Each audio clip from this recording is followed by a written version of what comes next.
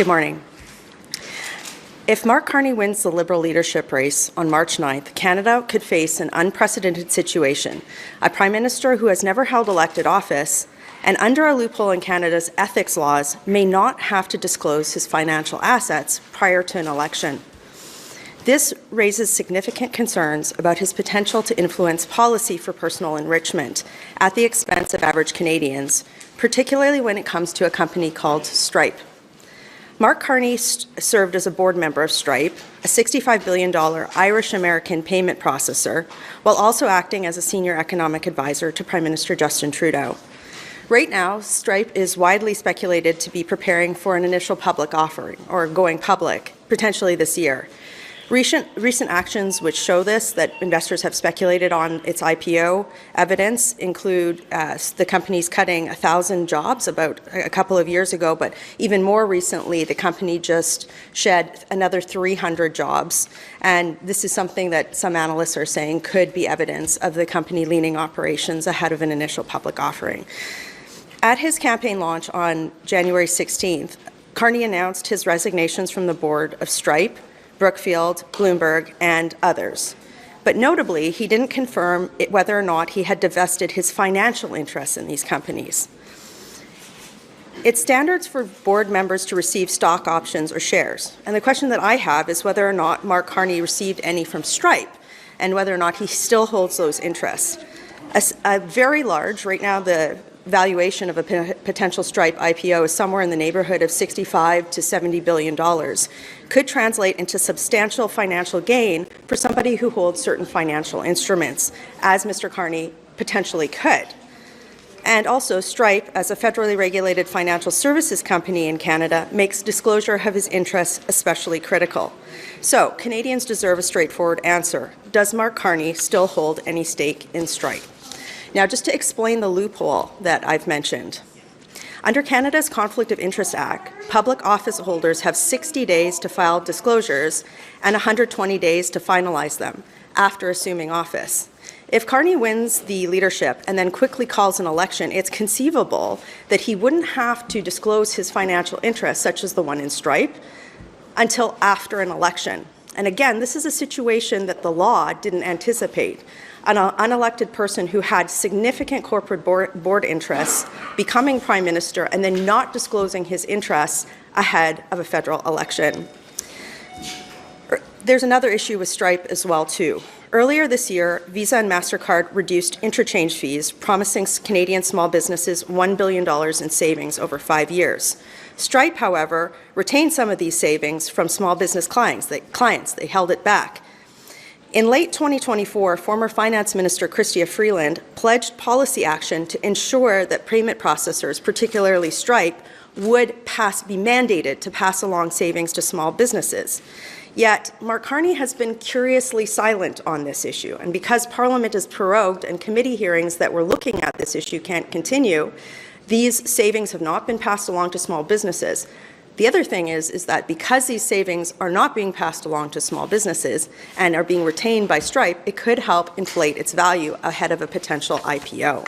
So today, Conservatives are calling upon the following: for Mark Carney to disclose all of his corporate interests, not just in Stripe.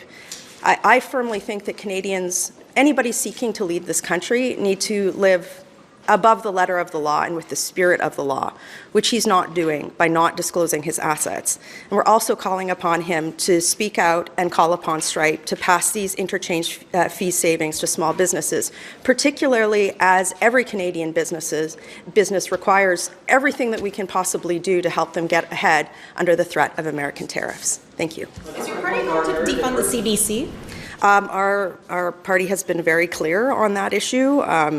Conservative leader Pierre Poilievre has made multiple statements that he would like to defund the CBC while maintaining a strong journalism environment in Canada. Pourriez-vous clarifier qu'est-ce que ça veut dire? En anglais, s'il vous plaît. Pardon. What does it mean to defund the CBC? Is it a part? Is it totally? What it means? Again, our party leader has been very clear about this, that he will defund the CBC. Thank you. In the rally, though, and he hasn't been as clear in the last week. Multiple times, Pierre Poilievre has been very clear that he will defund the CBC. Gardner, is that fair for President Trump to penalize Canada for having a digital services tax? Conservative leader Pierre Poilievre has been very clear with our party's plan to ensure that Canada is put first in light of the threat of American tariffs. That includes a plan to secure our borders as well as to bolster Canadian businesses. That's specifically, what do you think about that? Again, Conservatives, we don't like a lot of the taxes that the Liberals have put in place. In fact, our primary platform has been axe the tax. So anything that Conservatives can do to make businesses more competitive in Canada, that's something that would be under our Canada First plan. Thank you. One would argue that that tax, for example, is actually a disincentive to Canadian companies doing the same thing than American companies. And the American companies coming in Canada should pay at least a certain level of taxes that Canadian companies are paying. So do you Again, Conservative Party leader Pierre Poilievre has been very clear that we'll put Canada first in any situation or scenario involving American tax. Thank you. Yes. Ms. Rempel-Garner, I want to ask you about something Stephen Harper wrote in a newspaper this week, saying that Canada's focus should not be on pursuing deeper economic and security partnerships with the United States, and that we must avoid further dependency on the United States. I'm wondering what you think of that. Do you agree with that? I read former Prime Minister Stephen Harper's op-ed in the Globe yesterday, and I found that he actually echoed a lot of the sentiments that Conservative Party leader Pierre Poilievre has already put out with regard to. Again, though, our party leader has been very clear that we would put forward, and we have put forward, again, very strong set of policies to secure our borders, to make Canadian businesses more competitive, and to make Canada more economically competitive as a whole. So, but I will say this, who isn't commenting on these things, who hasn't talked to you guys at all, is the press gallery? Mark Carney. It'd be great if he did that this week, too. This message your party is sending that Canada is broken, do you think it's resonating with Canadians, given the fact we're seeing this rising nationalist feeling? I've had the opportunity to door knock in some of the frigid weather that we've had across this country over the last several weeks. And as our party leader, Pierre Poilievre, has said in interviews on this topic this week, it is perfectly permissible, not just permissible, but necessary to address the systemic issues that the Liberals have caused in Canada that are causing people a lot of pain and a lot of harm. People can't afford groceries. That's one of the number one things that I get in my inbox in my constituencies, that they can't afford to eat or pay their rent. There's many systems in our country that just aren't delivering what they're supposed to do. Our federal deficit is out of control. These are all problems that need to be addressed. They shouldn't be glossed over. And I understand why Liberals like Mark Carney are trying to gloss over that fact, because they want Canadians to forget the pain and destruction that this government has caused them. So we're doing something far different than the Liberals are doing. First of all, Conservative leader Pierre Poilievre is going out and acknowledging the pain and destruction that the Liberals have caused, like the suffering on our streets due to the fentanyl crisis, like the housing affordability crisis. But the other thing that he's doing is he's coming out with tangible policy, like our Canada First plan.